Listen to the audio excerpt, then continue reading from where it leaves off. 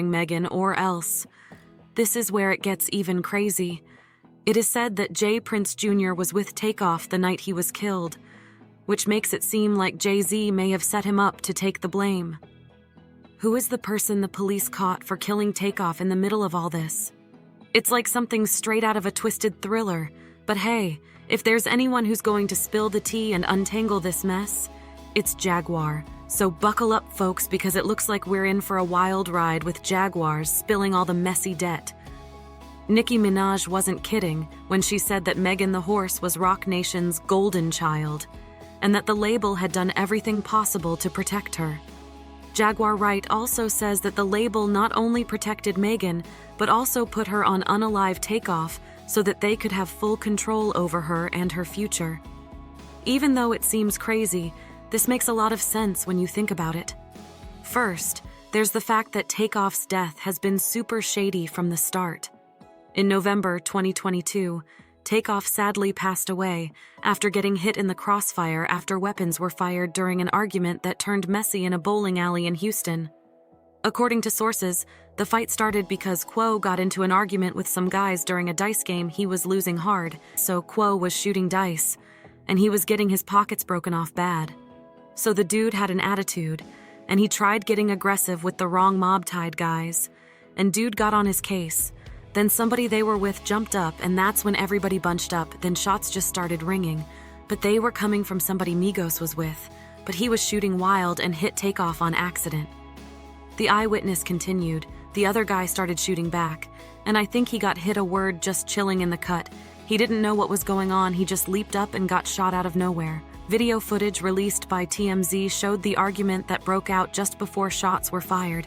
Fans quickly blamed Quo for this, and he was dragged for getting Takeoff unalive because of his argument. But video footage showed that he was already walking away from the situation when the shots were fired. It was just a tragic situation all around. And in the press statement released by police, they confirmed that Takeoff was DOA, and there was nothing that could have been done for him. But here's where things took a turn. Many folks started speculating that there was more to his death than what the police and the industry were letting on. It began to seem like he was caught up in something bigger, like he was used as a pawn in a game. I'm not talking about some spooky Richard sacrifice with voodoo and candles, but more like he was taken out for some specific reasons. One major red flag that had people raising eyebrows was the way he was hit execution style right in the head now.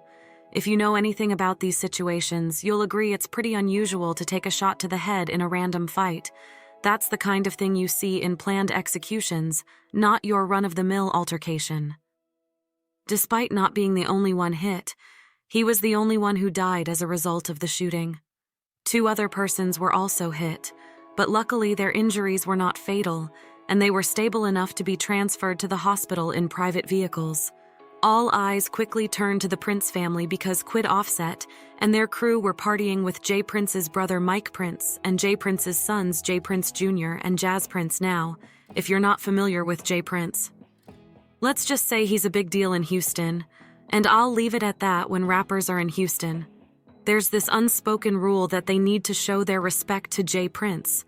Word on the street is that he's got some serious connections like straight-up mob ties, so as a sign of respect they pay their respects to him. And in return he's got their while they're in town.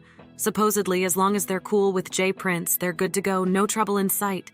Jay Prince Jr. and his team were at the dice game with Quo.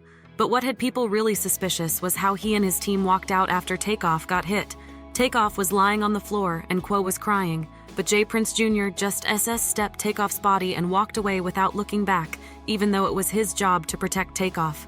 You all remember how I said there were rumors of Takeoff being sacrificed a couple of hours before he died. Takeoff and Quo released a music video for their song Messy, and it was a hot mess first.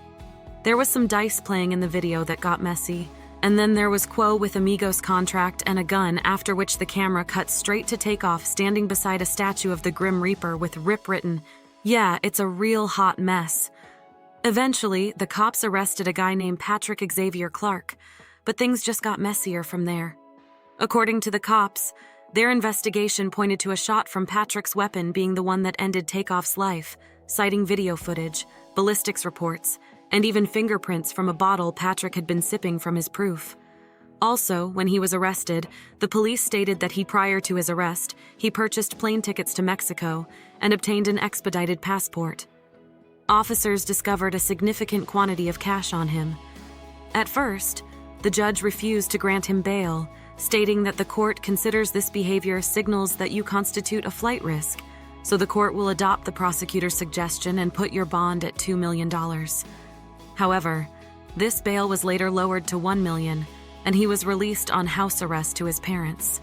However, to this day, Patrick is still maintaining his innocence to this day, claiming that he was just set up. His lawyer spoke to Rolling Stone and said he asserts his innocence. We believe that he has a solid self-defense claim. I don't think they can state with any degree of certainty that it was Patrick who fired the shot that killed Takeoff. She also said, there was someone else who started the shooting. It was not Patrick Clark. He was in the same position that Takeoff was in. He was also trying to get out of there alive. He had nothing to do with the argument that occurred. He simply happened to be in the wrong place at the wrong time when people began firing weapons.